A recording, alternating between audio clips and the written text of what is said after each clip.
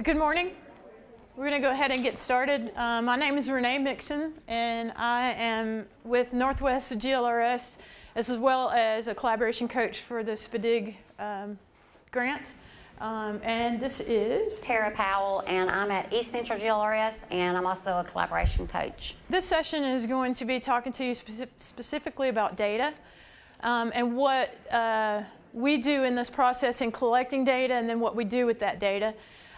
We will also be talking to you briefly about the roles and responsibilities of some of the members of the team that you will be putting together. So hopefully, we'll get to the goals in just a minute, but hopefully you will get a good kind of overall picture of what this process is about. The two goals that we have for you, you'll leave here, you're not going to create one or develop one, but you'll leave here with a plan that I created for you. That's just a real kind of short-term action plan on things that you need to get done before a certain time, and we'll tell you about that before you leave. And the other thing is just to, like I said, kind of give you some information about what your team members will be doing and what type of team you should put together for this project. We just wanted to refer back to this picture right here because really that's what this project is all about. And the collection of data really goes back to this and being able to take individual students and wrap services around those students so that we can make sure that every child gets the support that they need. So this is kind of our big picture of what this project is all about. Now, I'm going to have you do an activity, and you can take just a sheet of paper or your lovely Callaway Gardens paper will work as well. And if you're here with a team, you can work with your team to do this activity. We're going to do a circle map. Is anybody familiar with thinking maps? A few of you. I'm trying to model for you here. So I want you to just put data in the center circle.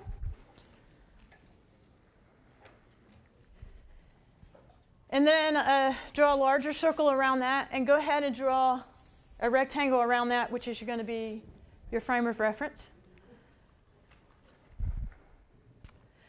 And if you remember earlier this morning, Karen talked about one of the goals for the 2 days is for you to validate some of the things that you're doing.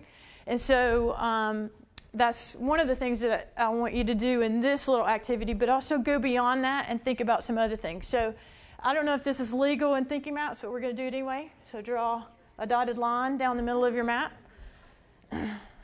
It is legal? Okay. Good, I'm not breaking any laws. On the left-hand side of your map, what I want you to put there are types of data you collect at your school already. You're just going to brainstorm as quick as you can, all of that. And then on the right-hand side, on this side of the circle, you're going to put what you do with that data.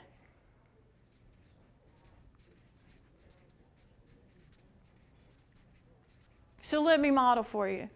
One of the things you might put over here is that you collect some sort of teacher data.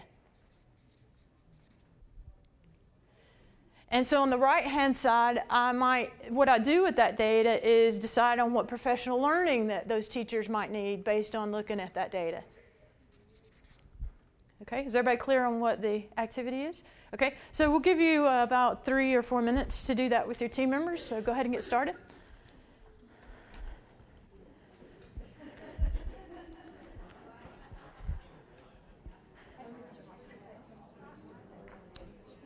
Okay, now I want you to think about this frame of reference question. Of the data that you listed on the left-hand side of your circle, I want you to think of what are the kinds of data that you collect at your school, collect and analyze at your school that's unconventional. Things like maybe you do student interviews, and that's something that you use in order to help you wrap services around those students that need it. Or, for example, one of my schools that I work with, they actually have a map of their county, and they mark on the map, based on the kids that they are targeting, they mark on the map where those kids live.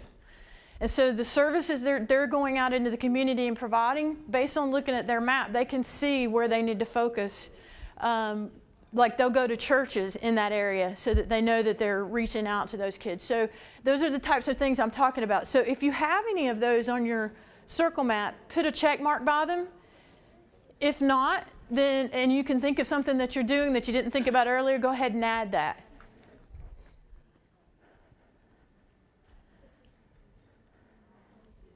Okay. I'm not going to put anybody on the spot, but would anyone like to share something that they checked on their circle map that's unconventional that you do at your school, data-wise?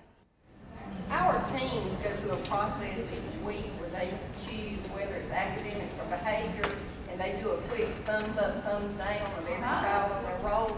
And once they've targeted a certain number, they try to keep it under 10 for that week. They meet with those kids and come in and talk about goal setting and ideas and things like that. Oh, that's a great way of thinking about it, yeah. Yeah. Other ideas? Yeah. We do just in talking about how important relationships are in schools, we did just a personal connection data collection where teachers, everybody in the school, we put all the students up on the roles basically, and you just checked by the names of kids that you knew a little bit more than their name about, and we kept track. And then those kids that really didn't have any checks or had one or two checks, we printed out their pictures and put them up in the data room and made an effort to make sure we're making personal connections. That's a Great idea. That's an awesome idea. Those are the kind of things that we're looking at and talking about with the process that you're learning about today and tomorrow. What I'm going to leave you with on this activity with a final frame of reference question that you won't be able to answer today, but that hopefully you'll begin to think about when you go back to your schools and really start working in this process is how can we improve the way we look at data to support individual students?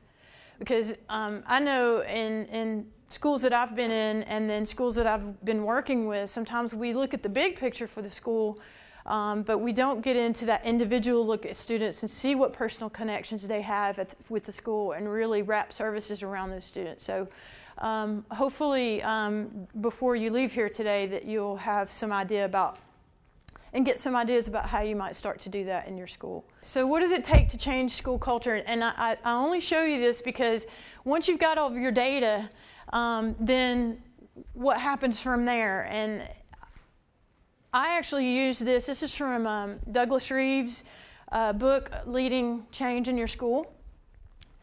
This is not in your handout of PowerPoints from me because I added it later. But to me, once we have our data, then what do we do about it? It's kind of this list here. And these are the 7 things that they found through research that kind of push schools forward in changing the culture at their school. I'll give you an example. I was working with a team leader about a month ago.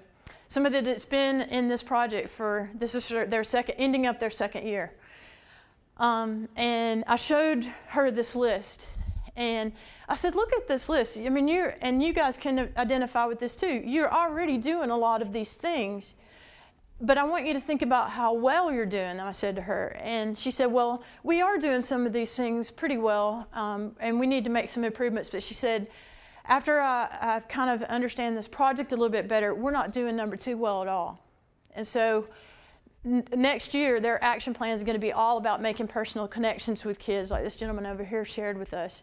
So I just wanted to share that with you in terms of thinking about what are the things you're doing at your school already, and then what can make a difference in really changing the way you think about working with students.